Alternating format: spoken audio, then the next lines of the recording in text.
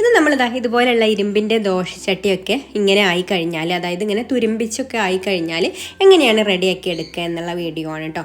അപ്പോൾ ഇത് നമ്മൾ ഒരുപാട് കാലം യൂസ് ചെയ്യാതെ ഇരുന്നാൽ, ദോശ ചുടാൻ എടുക്കാതിരുന്നാൽ ഇതുപോലെ ആവും. തുരുമ്പൊക്കെ പിടിച്ചിട്ട് ഇനി നമ്മളിതിൽ ദോശ ചുട്ടെടുക്കുകയാണെന്നുണ്ടെങ്കിൽ ദോശ നമുക്ക് എടുക്കാൻ പറ്റില്ല.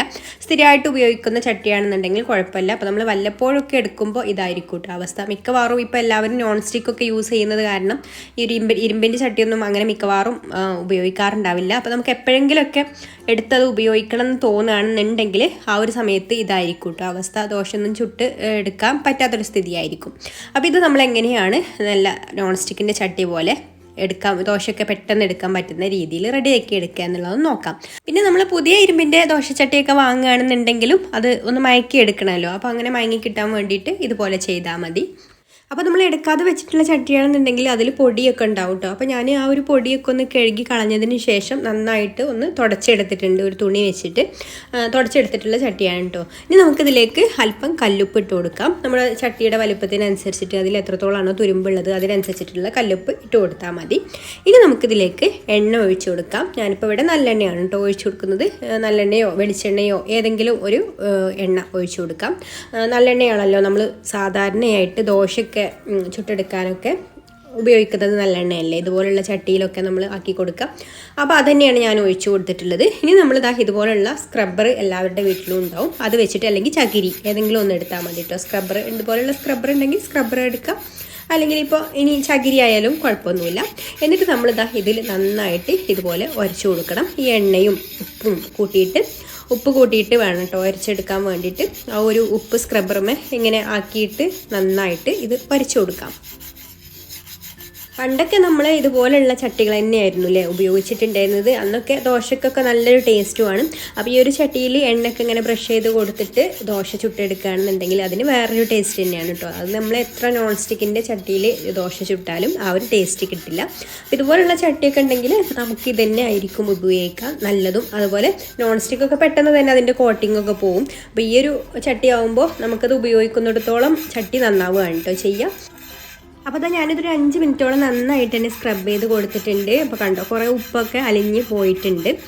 പിന്നെ അതാ ഉപ്പിൻ്റെ കളറൊക്കെ കണ്ടോ നന്നായിട്ട് ചേഞ്ചായി വന്നിട്ടുണ്ട്. അപ്പോൾ ഇത്രയും മതി കേട്ടോ. ഇപ്പോൾ ഇതിലുള്ള തുരുമ്പൊക്കെ ഏകദേശം ഒന്ന് ഇളകിയിട്ടുണ്ടാവും. ഇനി നമുക്കിത് നന്നായിട്ടൊന്ന് കഴുകിയെടുക്കാം.